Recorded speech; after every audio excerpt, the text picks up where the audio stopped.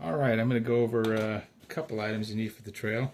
I've got this sleeping bag already taken out of its shell. It's 20-something years old. Primaloft, it's a North Face.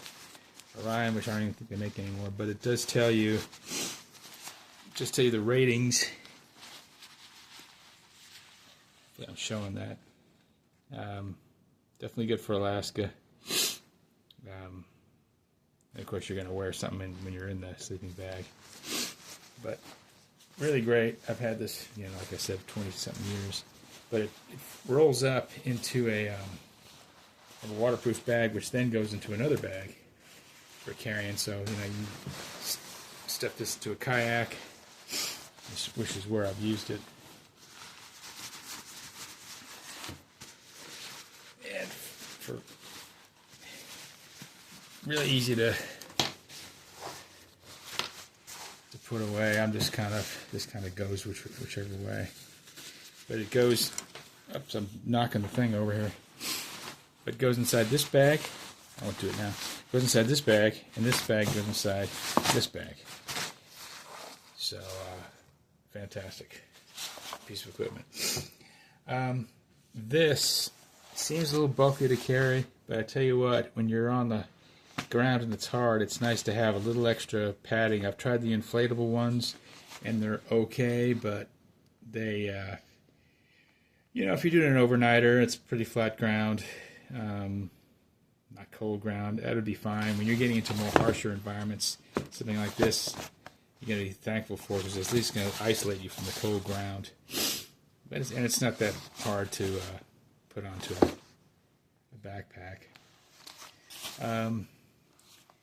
And then talk about a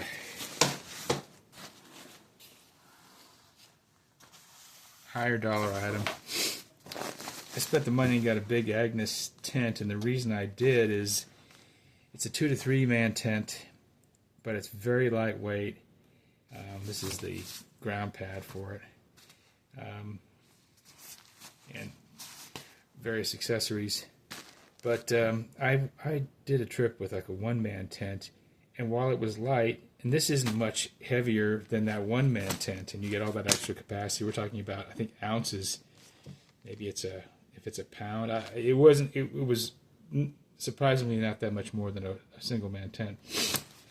But what I found with the 1-man tent is I was super cramped. I wanted to put my gear in there. I wanted to keep my boots in there, keep everything out of the elements, but I was just stuffed in there with a bunch of stuff, and it just wasn't any fun. So if it was anything more than, it would be good for like somebody young, for like an overnighter.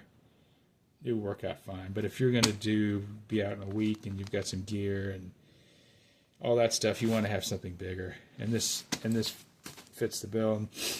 And on the topic of weight, if you save a pound, it makes a huge difference, on your joints, your knees, your hips,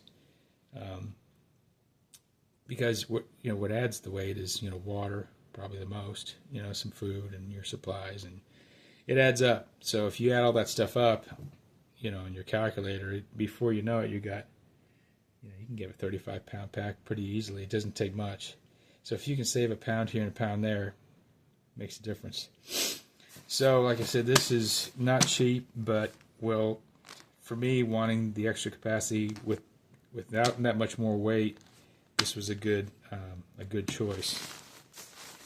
So that's a kind of a brief overview, and we may get into assembling this tent and why you should practice assembling this tent or assembling any new tent a few times before you get out